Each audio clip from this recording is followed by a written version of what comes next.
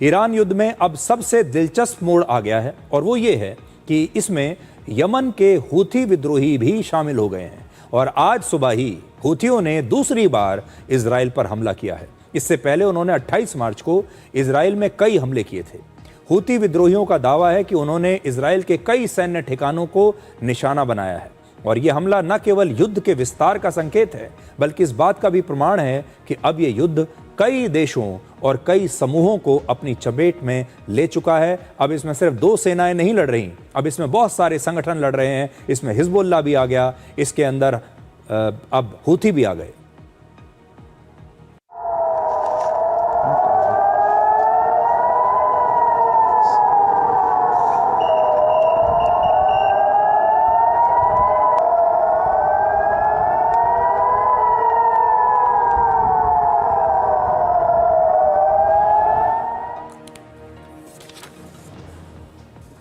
तो ये 3H आज हम आपको इनकी कहानी बताएंगे। ये हैं हिजबुल्लाह, हूथी और हमास।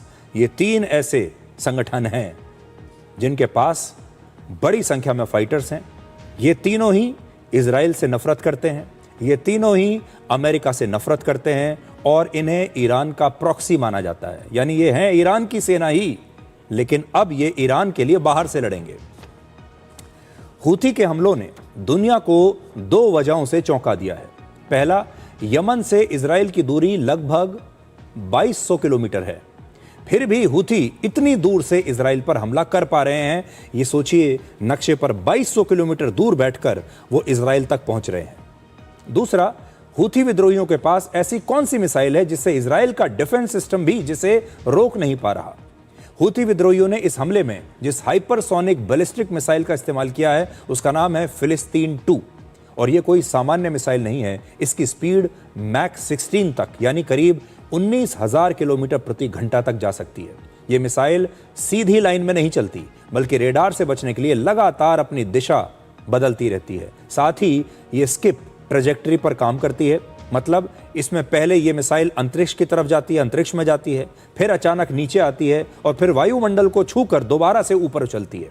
इस प्रक्रिया से रेडार और इंटरसेप्टर मिसाइल भ्रमित हो जाते हैं और इस प्रकार की मिसाइलों को रोकना बहुत मुश्किल होता है क्योंकि ये सीधे लाइन में नहीं जाती बल्कि ऊपर नीचे अपना जो रास्ता है उसे बदलती रहती है। अब सबसे बड़ा सवाल यह है कि आखिरकार हूथी विद्रोहियों के पास इतनी खतरनाक मिसाइल कैसे आई। इसे समझने के लिए पहले आप हूथियों का इतिहास समझिए। आज हम आपको थोड़ा हूथियों के बारे में भी बताते हैं और आपकी जानकारी इन हूथियों के बारे में आज थोड़ी सी बढ़ेगी।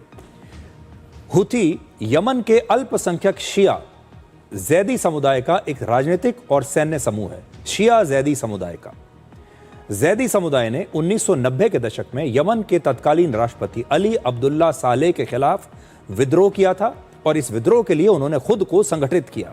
शुरुआत में ये एक धार्मिक और राजनीतिक आंदोलन था, लेकिन बाद में ये एक सशस्त्र विद्रोही संगठन बन गया।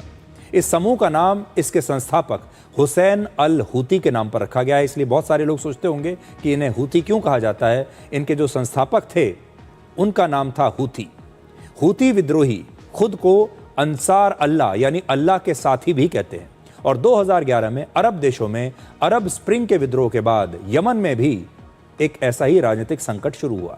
2014 में हूती विद्रोहियों ने यमन की राजधानी सना पर कब्जा कर लिया और यमन की सरकार को भागने के लिए मजबूर कर दिया, यानी पूरे देश पर कब्जा कर लिया और यहीं से यमन के एक हिस्से में हूतियों का शासन शुरू हो गया। इस गृह युद्ध में हूती विद्रोहियों के खिलाफ यमन सरकार को सऊदी अरब की सेना ने मदद की। 2015 में हूती आंदोलन के खिलाफ लड़ने के लिए सऊदी अरब की लीडरशिप में बाकायदा कई देशों का गठबंधन बना, जिसमें यूएई, बहरीन, कुवैत और मिस्र जैसे 10 देश शामिल थे। इसे अमेरिका भी अपना समर्थन दे रहा था और यही कारण है कि हूती इन सभी देशों के खिलाफ हैं, इन सभी देशों से वो नफरत करते हैं और ये सारे देश वो हैं जो आज ईरान के भी दुश्मन देश हैं। इस गृह युद्ध में 10 से ज्यादा देशों की कोशिशों के बावजूद हूती विद्रोहियों का यमन के बड़े हिस्से पर नियंत्रण कायम रहा। तो एक बड़ी बात आप देखिए कि ये 10 देश मिलकर भी हूतियों को हरा नहीं पाए। उस समय आरोप लगा कि ईरान हूती विद्रोहियों को हथियार दे रहा है, ट्रेनिंग दे रहा है और पैसा भी दे रहा है। यमन में पिछले एक दशक से गृह युद्ध चल रहा है और अमेरिका भी हूती विद्रोहियों पर इससे पहले हमले कर चुका है। पिछले साल ट्रंप प्रशासन ने हूती विद्रोहियों को आतंकवादी संगठन घोषित कर दिया था। इसके बावजूद आज भी हूती विद्रोहियों का यमन की राजधानी सना समेत यमन के कई हिस्सों पर कब्जा है। इस नक्शे में अब आप देखिए कि यमन में हूतियों का ज्यादातर कब्जा रेड सी के आसपास के इलाकों में है। आज यमन कई हिस्सों में बटा हुआ है, जिसके एक हिस्से पर हूतियों का कब्जा है तो दूसरे हिस्से पर वहां की सरकार है, जिसे अंतर्राष्ट्रीय स्तर पर मान्यता मिली हुई है। यमन की आधिकारिक सरकार अदन नाम के एक शहर में स्थित है और इसका नेतृत्व वहां के राष्ट्रपति रशद अल अलीमी कर रहे हैं। अल अलीमी ने जब वर्ष 2022 में वहां की सत्ता संभाली, तब से गृह युद्ध काफी कम हो चुका है, लेकिन हूती बार बार रेड सी पर हमला करते रहे हैं। हूती विद्रोही भी हमास और हिजबुल्लाह की तरह इजराइल, अमेरिका और पश्चिमी देशों को अपना दुश्मन मानते हैं और सऊदी अरब से भी नफरत करते हैं, क्योंकि सऊदी अरब ने ही हूतियों पर हमला किया था। ईरान लगातार हूती विद्रोहियों की हथियारों से मदद करता रहा है। जैसा मैंने आपको कहा, हथियार, पैसा, ट्रेनिंग।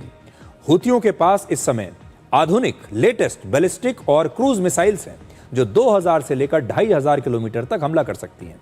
28 मार्च को इजराइल पर किया गया उनका हमला हूतियों की मिसाइल्स की ताकत को दिखाता है और एक अनुमान के मुताबिक इस संगठन में लगभग 2 लाख फाइटर्स हैं।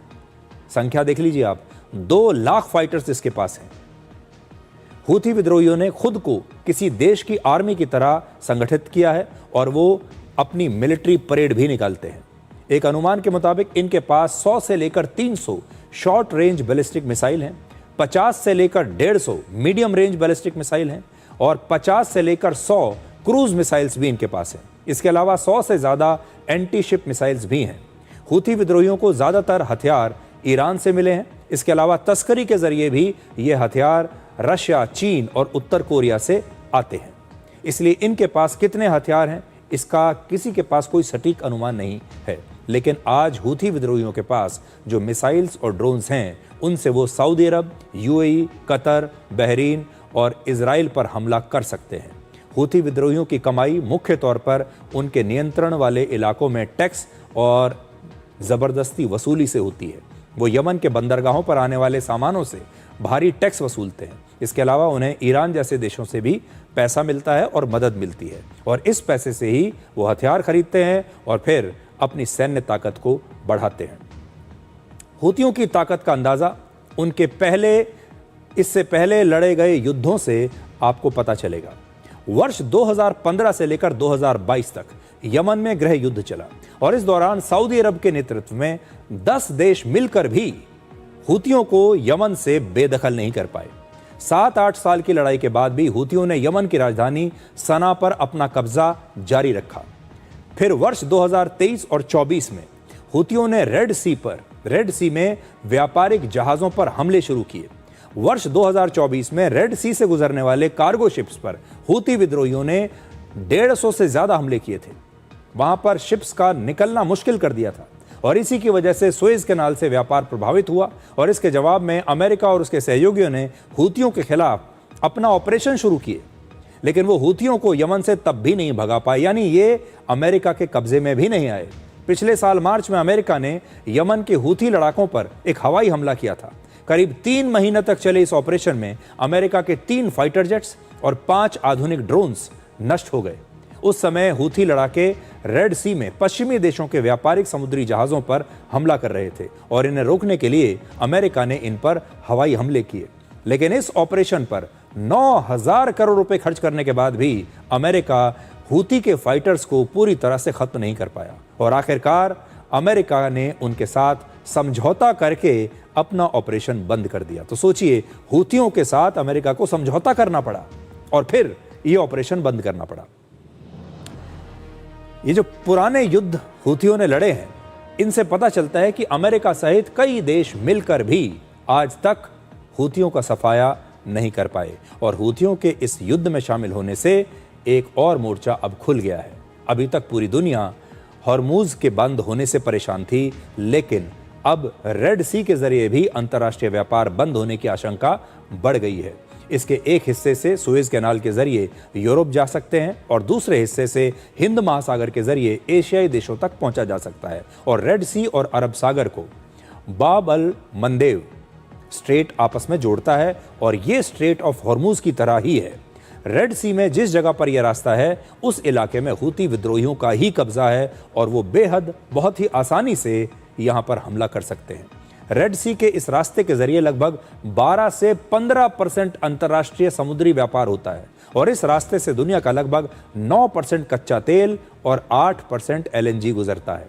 यूरोप और एशिया के बीच व्यापार का यह सबसे तेज समुद्री मार्ग है और स्ट्रेट ऑफ हॉर्मूज बंद होने के बाद यह उम्मीद थी कि रेड सी के रास्ते व्यापार बढ़ेगा और सऊदी अरब इस रास्ते से तेल और गैस की सप्लाई बढ़ा देगा और पूरी दुनिया में थोड़े लंबे रास्ते से ही सही लेकिन रेड सी के जरिए काम चलता रहेगा।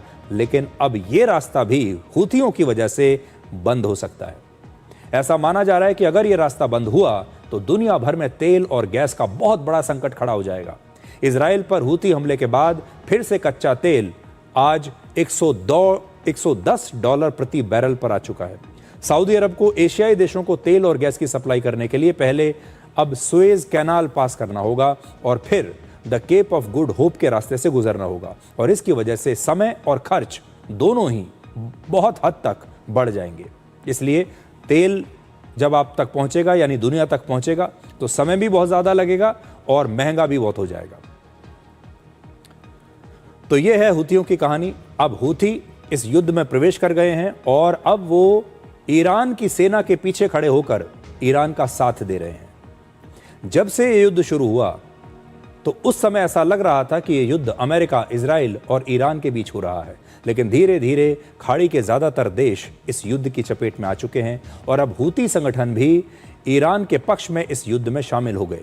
हिजबुल्लाह पहले से ही ईरान की तरफ से इजराइल पर हमले कर रहा है और इस तरह से धीरे धीरे अब इस युद्ध का विस्तार हो रहा है, ये युद्ध फैल रहा है और आने वाले दिनों में यह संभव है कि हूती और हिजबुल्लाह की तरह हमास भी ईरान के पक्ष में इस युद्ध में उतर जाए, जबकि यूएई, सऊदी अरब और दूसरे खाड़ी देश ईरान के खिलाफ युद्ध में शामिल हो सकते हैं। उनके पास कोई चारा नहीं रहेगा।